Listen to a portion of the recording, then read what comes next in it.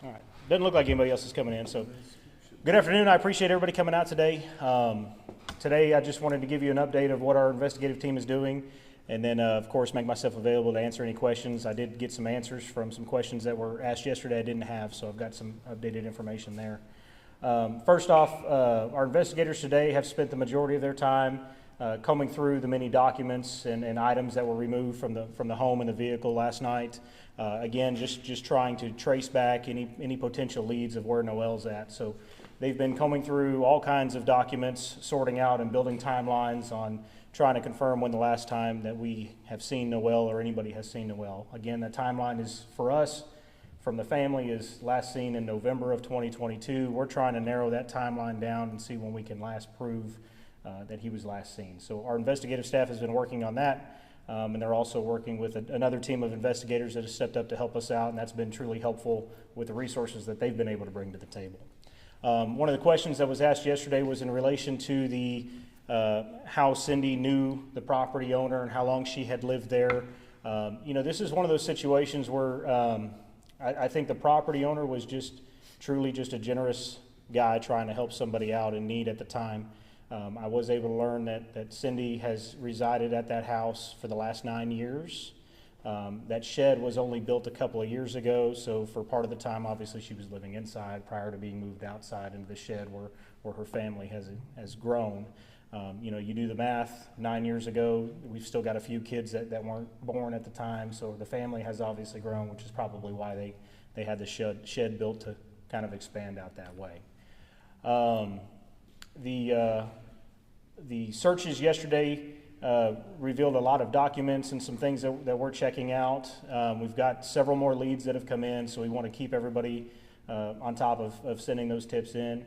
We've had a lot of former friends of the family that have called us, and a lot of people who have interacted with the family that have called us, and that information has been incredibly useful. That information has been incredibly useful in this investigation. If you can't tell, it's been a long few days that we're all getting really exhausted. So I'm thankful for the help that we've got stepping up to the plate with us now. So I'll be happy to answer any other questions that y'all may have or may have developed overnight. Chief, have you exhausted reaching out to family members of both Cindy and her boyfriend? Sure. Concluded that none of those family members have Noel? Yeah, that was one of our missions today. That was on our task list today, was to retrace our steps and again go visit with everybody. Our investigative team has been out doing that today, not just checking to see if Noel's there, but also talking with him again and asking questions again and seeing if we find anything different or anything new that may pop up. So we've had detectives out today visiting with family members, and we've had investigators talking to family members over the phone again today in Mexico, retracing those steps as well. So none of that has proved to provide any new information, but just reiterate what we already know, and that's that they don't have Noel.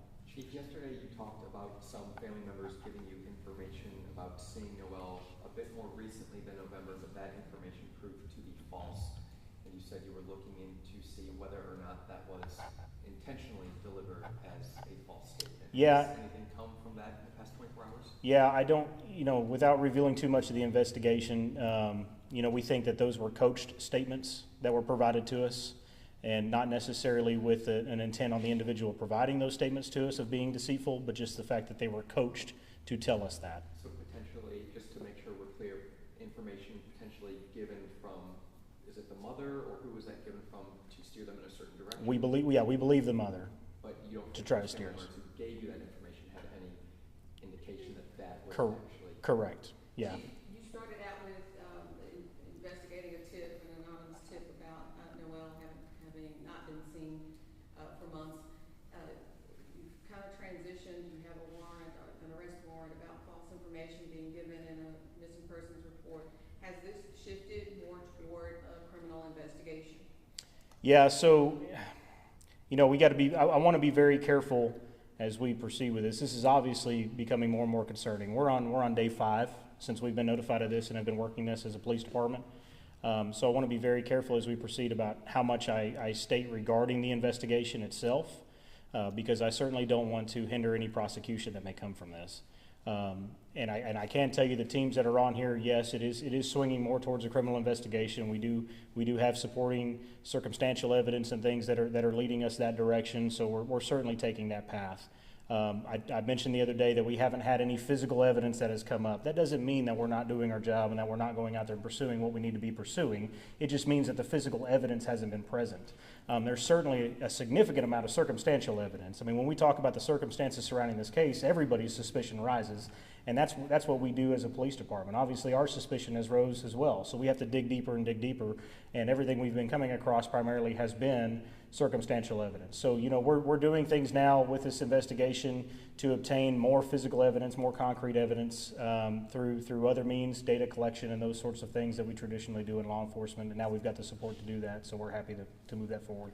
Is that arrest warrant giving you more leeway, so to speak, to pursue things internationally? You have a crime. She's Sure. wanted for a crime now. So does that enable you to interact with federal liaisons more so to maybe pursue where you believe they are? Yeah, sure. So we're actively engaged now with our federal partners at Homeland Security. We began engagement earlier today with the FBI. We are starting to work with other partners on this. Everman is obviously still the lead on this, but we're working with them and we have their support on that. The arrest warrant itself doesn't play too much into that. The charge that the arrest warrant's issued for is obviously for a false report regarding a missing child. That's a misdemeanor in the state of Texas, so that doesn't really throw a whole bunch of red flags up as far as getting federal assistance, or when we start talking about extradition. I don't think we're going to do cross-country extradition on a misdemeanor warrant out of Texas. But there's also a probation violation warrant. There's other things that are moving this forward. The evidence that we've been collecting, the circumstantial evidence, and there's things I just can't go into regarding it for the protection of the investigation, but the circumstantial evidence that's coming up is certainly amounting to a level that becomes criminal, and so it's giving us the ammunition that we need to be able to keep pressing this forward.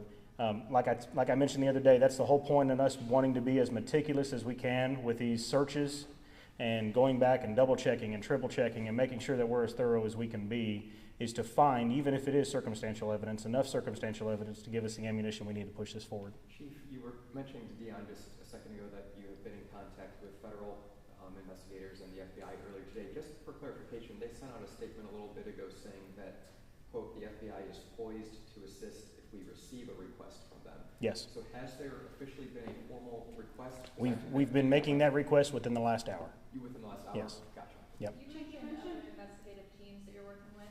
Is that who you're talking about, the FBI and Homeland Security? No, so we've had great groups step up. Law enforcement, and not just in DFW, but all across the state. We work well together, and so we've had investigative specialists from other agencies that have offered to step up. We've had groups from other agencies that have offered to step up and assist us with this. So the investigative team is really, really broad. We're talking, not just local level, but state level, now federal level that are becoming a part of this.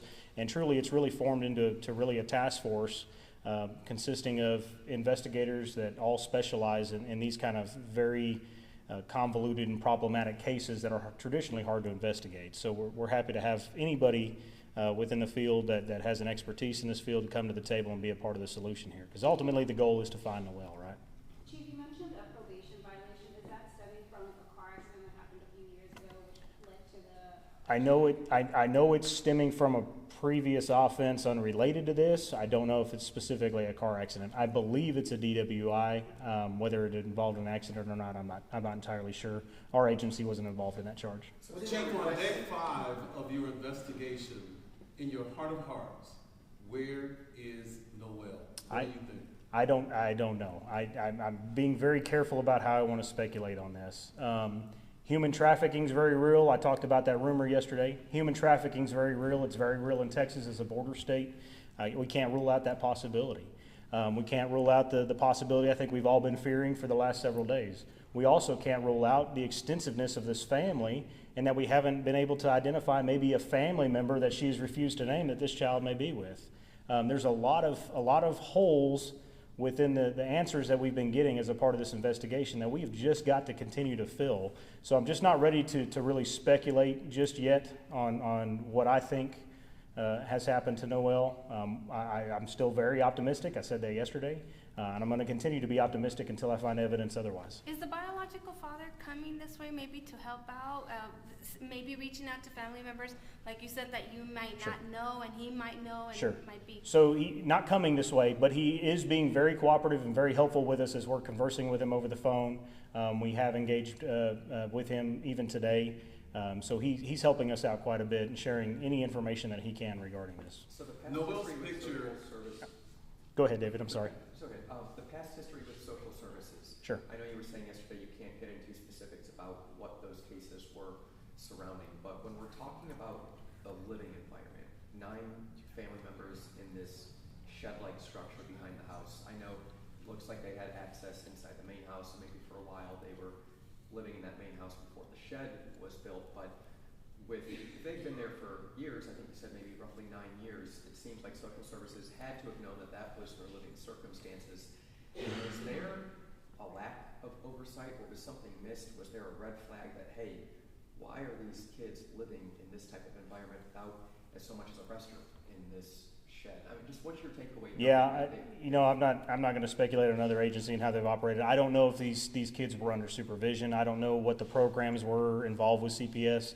This is our first time engaging with this family as a police department, or being engaged in an investigation with this family as a police department. So it's really hard, not knowing all the details and the prior history, to sit here and try to judge their actions, and I'm not going to do that.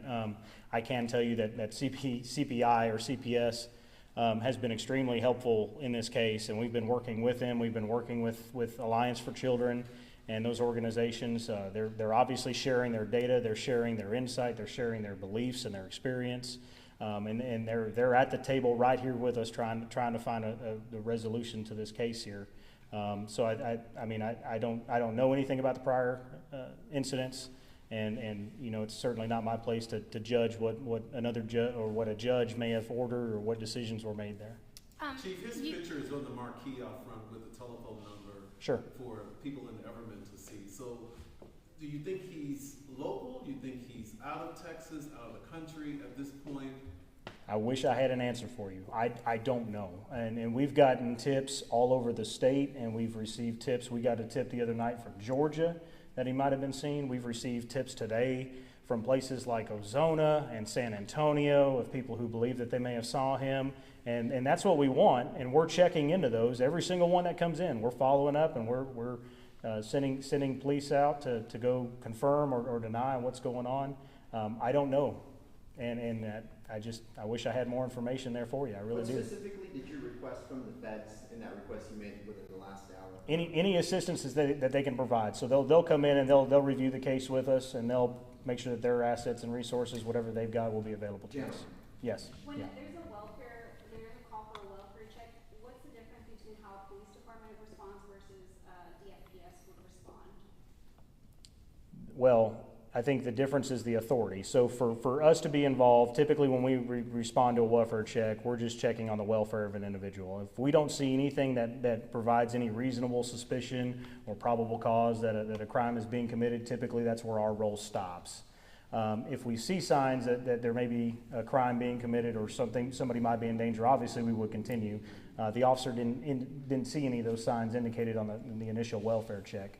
CPS that's a completely different arm from law enforcement. They're not law enforcement. They have different authority than law enforcement does, and they specialize in what they do. They've got a whole different way of operating than police departments do. So typically when we have a welfare check that comes in, it's law enforcement that goes out and does the check. We look for any initial signs of any danger or confirm or deny whether somebody's at that site. And then CPS typically will make a decision based off that information whether to make the scene and work with us or to follow up on the information that was provided, which was the case on this incident. You had cadaver dogs yesterday.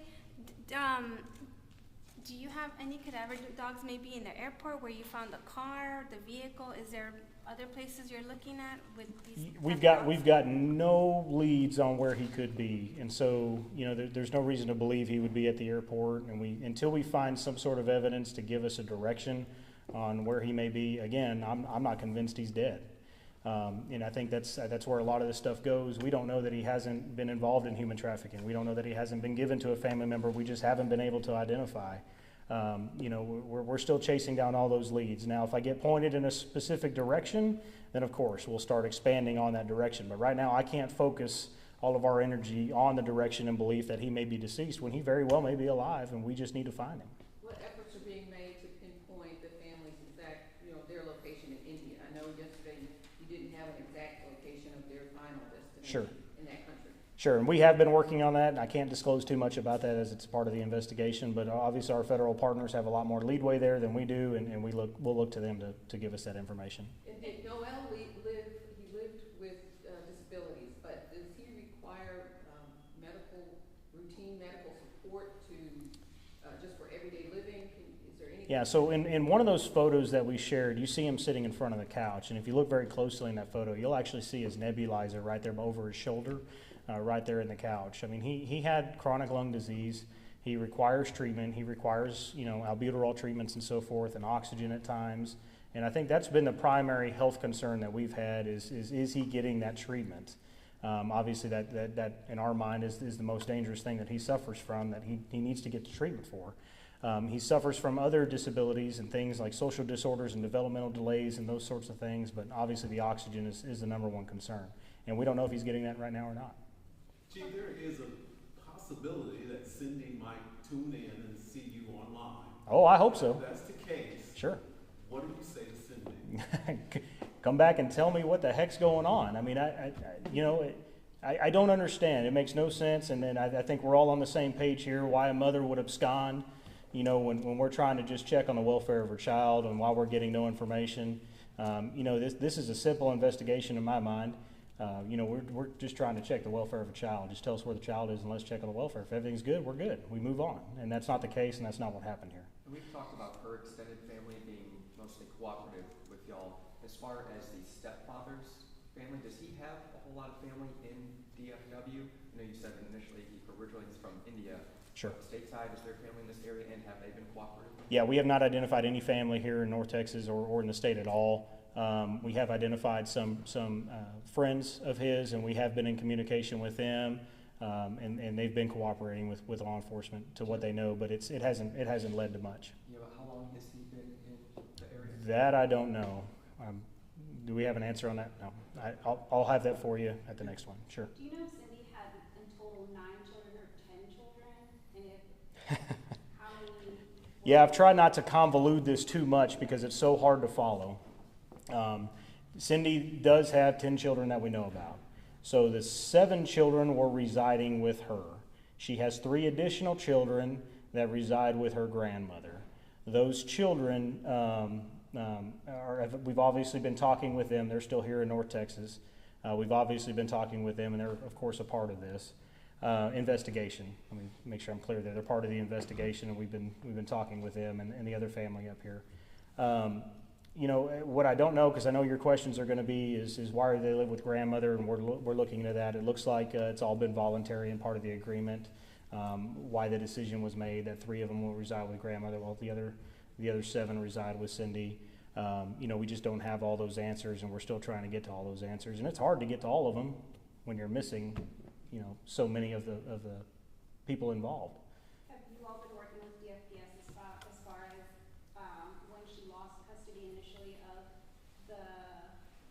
before she had the twins, and then her regaining custody and finding out kind of what that process was like? Yeah, so I can't comment on previous CPS investigations, so I can't talk about that portion of it. But what I will tell you is DFPS certainly has a seat at the table every single day that we're conducting this investigation, and they're right there with us.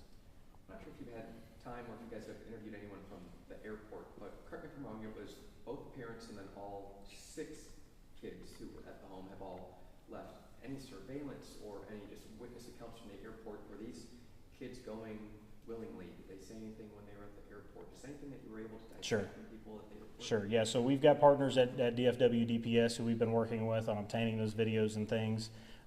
We actually, one of the tipsters that called in was actually on the flight with the family, and we've been able to converse with her about the interactions there and what she witnessed. So, we have been chasing down those leads and have talked to those folks, and we're working with DFW DPS on obtaining the videos, and they're tracking down any other potential leads that might be at the airport for us as well. And I'm sure a lot of the people that were on that flight are probably seeing the news from here and seeing what's going on, and we'd love to talk to more. If anybody else was on that flight or anybody else saw anything at the airport, we'd love to chat about it. I'd love to hear the insight there. With the stepdad possibly, from speaking to a neighbor, said that he may be undocumented, is there any concern that they may not come back to the States? I can confirm he is not undocumented. He is here legally, and there's no issues there. Is there concerns about them coming back? Well, yeah. When you flee the country and we're investigating a situation like this, yeah, there's a deep concern they may not come back, and so we've got to keep that in our mind too, which is where that federal partnership will come into play. If charges do arise from this and we get a criminal offense out of this, then certainly we'll pursue that. At what point would she be considered a fugitive? When a warrant is issued. As soon as a warrant is issued, she'll be a fugitive. Yeah. I mean, to be pessimistic, but we've all seen the story of the boy or the girl who was just never found. Right. What is the protocol or the timeline to just label this as cold or done? Well, we're nowhere near that point right now. I mean, we still have a lot of work to do. We've got a lot of information to track down. We've still got a lot of options left. So we're nowhere near that point. And to answer your question of when that time comes, the answer is when we've exhausted absolutely every possibility that we can come up with to try. When everything's exhausted, then at that point. But we've still got a long ways to go before we get there. So there's not really a clock? No, there's no clock, and we're not working on a clock. And all the investigators that are on this case are obviously committed to finding out a resolution to this case. And we're not going to stop doing what we're doing until we figure out what happened. Does the husband have a criminal history? No criminal history that we have. No, ma'am. Everman, is a tight-knit, small community. How has this been for you guys and everybody here? Absolutely insane. I mean, there's just no other way to put it. I think everybody that lives here now and has lived here for a long time just absolutely cannot believe this. We've all been looking. This is one of those stories where, in law enforcement, we hear a lot of things that come in, and we're like, that didn't happen. And come to find out it didn't. We find the truth behind it. And I think at first this was one of those where, oh, come on, that didn't happen. And then we started looking into it, and of course I think everybody feels the same as us, that we're just shocked that this happened here. Everman is a tight-knit community. She was tight-knit with her neighbors, and I know that y'all have been out talking to some of the neighbors, and you've heard some of the stories and things. She was close to some of the neighbors, and even the neighbors had some positive things to say about her and the family and the kids. So it's really hard to believe. I can tell you that I think the community is a little shaken by this, a little shocked at what's happened here, and they're behind us 100%. They want us to find the resolution as well. So Sometimes you hear that the community maybe doesn't want to get involved in certain situations, but it seems here somebody did see something that was out of the norm, hadn't seen him, and reported it, and caused this chain of events to really start searching for him. Can you talk a little bit about just the importance of speaking up when you do see something and you're concerned? Yeah, sure. I mean, if nobody brought in that anonymous tip, whoever that person was that submitted that anonymous tip to CPS, so we wouldn't be here today, and we still wouldn't know where Noel is. And at least now we've got officers and investigators on the trail to figure out what went on. So that information is really important, and we preach that a lot in our community. And I'm really, really proud. I hate to get off on a whole different tangent, but I'm really, really proud about the relationship that our police department has with our community. We've got a phenomenal relationship with our community, and we get calls all the time, and our officers are out engaging with the residents. A lot of the residents know our officers by name, and they engage all the time. So it's good to have that relationship. I know that relationship isn't across the board everywhere, but I think here in Everman, because of that relationship, we're able to get more information faster, and it allows us to typically, in most cases, resolve issues pretty promptly. You mentioned a person on the outbound flight from DFW is one of those you've been in touch with. Did that person contact Everman PD? How did that go? Sure. Yeah, saw the news. Saw the news media putting out the information, and then contacted our Everman Police Department main line and spoke directly with one of our detectives on the case. Are you able to say at all what they observed on that flight? I'm not going to do that just yet, just because it's part of the investigation. Can you do a little recap of the timeline? So March 20th was when Everman Police made contact and spoke to them all. Sure. Yeah, so March 20th we received the information from CPS and the request to conduct a welfare check. at Noel's residence on the 3700 block of Wisteria. We later learned that on March 21st, the family had obtained electronic travel visas for the family. The officer at the time of the welfare check, he was advised that Noel was with his father in Mexico, so we forwarded that information back. Then on March 21st, we learned that they obtained electronic travel visa.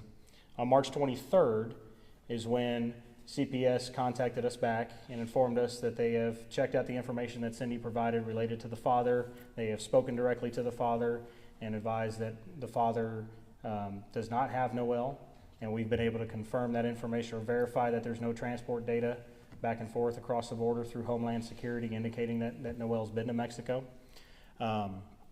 On that evening, the 23rd, that evening on the 23rd, I don't have my notes in front of me. That evening on the 23rd is when investigators began looking into this. The 24th is when we attempted to make contact with Cindy.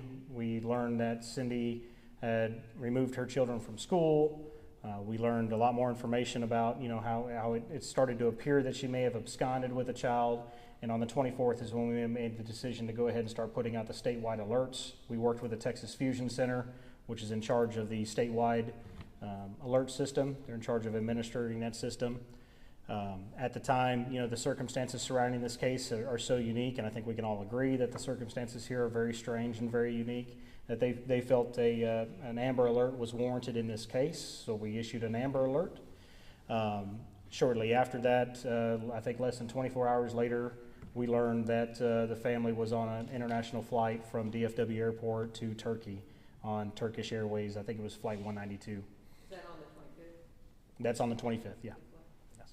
No, I'm sorry. The flight was on the 23rd. Okay. Yeah, they flew out on the 23rd.